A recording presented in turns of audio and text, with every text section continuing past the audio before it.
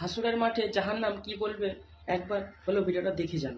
হাসরের দিনে জাহান্নামকে ৭০,০০০ শিকল দিয়ে ফেরেশতারা নিয়ে আসবে। তখন জাহান্নাম বলবে, কোথায় গুনাহকারীরা কোথায়? হে আল্লাহ, ওদেরকে আমার পেটে তাড়াতাড়ি ঢোকাও। তখন আল্লাহ তাআলা বলবেন, জাহান্নাম একটু অপেক্ষা করো। কিন্তু জাহান্নাম থামতে চাইবে না। ফেরেশতাদের বলা হবে, জাহান্নামকে শিকল দিয়ে ধরে রাখো। এই অবস্থায় আমাদের নবীজি সাল্লাল্লাহু আলাইহি ওয়াসাল্লাম আল্লাহর দরবারে সেজদায় পড়বেন এবং বলবেন, আল্লাহ, জাহান্নামকে ফিরাও, আমার কোনো উম্মত যেন জাহান্নামে না যায়। তখন আল্লাহ তাআলা ফেরেশতাদের হাতে একটি বিশেষ পানি দেবেন এবং বলবেন, তোমরা জাহান্নামের উপর এই পানি ছিটাও। যখন ফেরেশতারা পানি ছিটাবে, জাহান্নাম পিছনে পালাতে চাইবে। ফেরেশতারা জিজ্ঞেস করবে, মালিক, এটা কিসের পানি? আল্লাহ তাআলা বলবেন, এটা জমজম বা কাউসারের পানি নয়, এটা আমার বান্দার চোখের পানি। যখন বান্দা গুনাহের ভয়ে কান্না করত, আমি ওই পানি সোনার কলসিতে ভরে রাখতাম, কারণ জাহান্নাম সব সহ্য করতে পারে, কিন্তু আমার বান্দার চোখের পানি সহ্য করতে পারে না। হে আল্লাহ, আমাদেরও কান্নাওয়ালা চোখ দান করুন। সবাই একবার হলেও